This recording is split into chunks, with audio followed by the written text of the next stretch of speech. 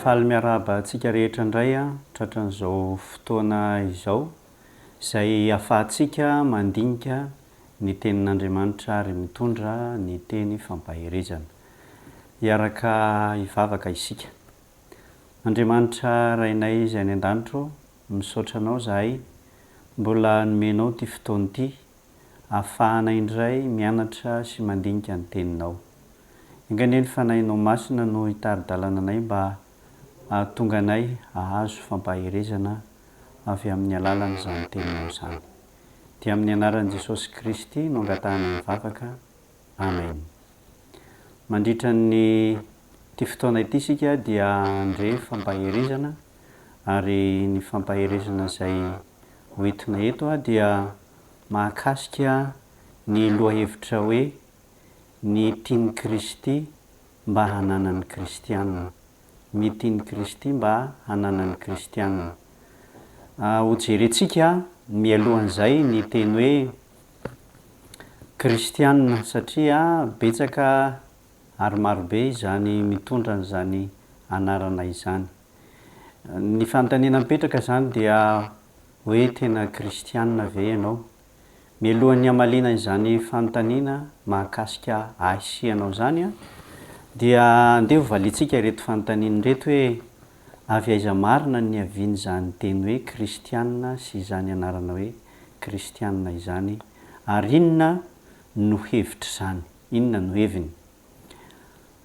Raha ny tena marina dia ny testameta taloha, raha ny soratra masina no jerena, dia tsy ahitana akory izany soratra na fanambaran'izany hoe kristianina, fa saika ny fiangonana na hoe ny zanak'Israely no ambara sy voarakitra ao amin'ny testameta taloha.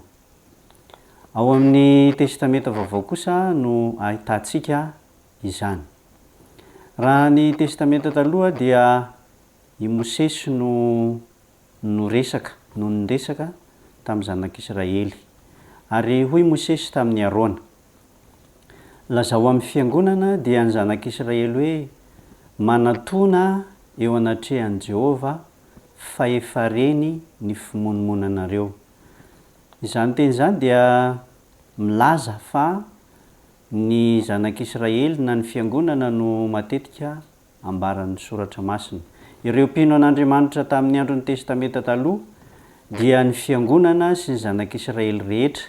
Tsy mbola nisy filazana zany tamin'izany fotoana izany hoe anarana kristianina na hoe kristianina, fa fiangonana na ny zanak'Israely no fiantso ny vahoaka an'Andriamanitra tamin'izany fotoana izany. Rehefa taty amin'ny testameta vaovao kosa nefa dia tazana voalohany ny teny hoe kristianina izay tany Antiokia, ary tamin'io toerana io zany no niantsoana ny anarana kristianina voalohany raha ao amin'ny soratra masina no jerena. Andeha sokafantsika ao amin'ny asan'ny apôstôly toko faha 1:12 ny andininy faha 4:20. Asan'ny apôstôly toko faha 1:12 ka ny andininy faha 4:20. Ary tany Antiokia no voalohany nanaovana ny anaran'ny mpianatra hoe kristianina. Tany Antiokia zany no niantsoana voalohany ny anarana hoe kristianina. Dia tsy inona izany fa ny kristianina zany dia ireo mpianatry Kristy ary natsoina hoe kristianina taty aoriana. Tamin'izany fotoana izany tokoa mantsy dia fanao teo amin'ny jiosy ny nanana hoe raby. Ny hoe raby dia nisy tamin'izany jiosy izany ny atao hoe raby na raha adika amin'ny teny tsotra zany dia ny hoe lehibe. Ny lehibe ary ny heviny ihany koa dia azo atao hoe mpampianatra. Tamin'izany fotoana izany a rehefa mametraka olona anankiray ho raby dia teo amin'ny andron'ny jiosy zany dia hodidinina membre vitsivitsy mametra tanana aminy avy amin'ny synodriona, ary amin'izay fotoana izay a dia tolorana fanalahidy anankiray sy kahie anankiray io olona hosorana ho raby io. Ny fanalahidy a dia entiny manaraka azy eny amin'izay misy azy rehetra eny, eny amin'izay alehany rehetra eny, dia marika ny maha lehibe azy amin'ny fahaizana sy fahefana mampianatra ny hafa. Ny kahie kosa dia manambara ary marika amin'ny mahampandalina sy mpikaroka azy ny bokin'ny lalàna. Ny raby zany a dia sady olona manam-pahefana, fahaizana manokana ary mpandalina sy mpikaroka manokana teo amin'ny jiosy. Ireo olona izay nanaraka an'ireny raby ireny kosa dia lazaina hoe mpianany. Misy raby anankiray zany a dia manana mpianatra izy, ka ny mpianatra anankiray izay mianatra amin'ny raby a dia miavaka amin'ny fampianarana sy ny fitsim-piainana no raisiny sy ny anarany tamin'izany raby zany. Ary ny tena fanirian'ilay mpianatra sy tarigetran'ilay mpianatra dia mba hahatonga azy ho tahaka an'ilay raby. Io fanao tao amin'ny jiosy io a no noraisin'ny Kristy sy ny mpanaraka azy, ka niantsonan'ny Kristy hoe mpampianatra na hoe raby. Ireo nanaraka azy moa zany dia nantsoina hoe mpianatra, dia tsy inona izany fa ireo izay nanaraka ny fitsim-piainana, nanaraka ny fampianarana, ary indrindraindrindra ireo izay naniry ho tahaka an'i Kristy. Ao amin'ny soratra masina zany a dia ny hoe kristianina dia ny mpianatra ihany, fa rehefa taty aoriana izy a vao nantsoina tamin'izany anarana hoe kristianina izany. Ny soratra masina ihany koa dia ahitantsika fa tsy izy 12 mirahalahy ihany akory no mpianatra, fa maro zany a ny mpianatra araka ny voasoratra ao amin'ny soratra masina. Andehantsika hijery ohatra vitsivitsy a amin'ireto izay olona lazain'ny soratra masina fa mpianatra kanefa tsy isan'ny 12 lahy. Ao amin'ny Matio, iaraka hanokatra tsika izay hitantsika ao amin'ny bokin'ny Matio toko 7:20 ka ny 7:20. Matio toko 7:20 ka ny 7:20 dia izao no fivaky ny teny. Ary no ny hariva ny andro dia avy lehilahy manan-karena anankiray avy any Arimatia, ny anarany atao hoe Josefa, ary izy koa dia mpianatra Jesosy.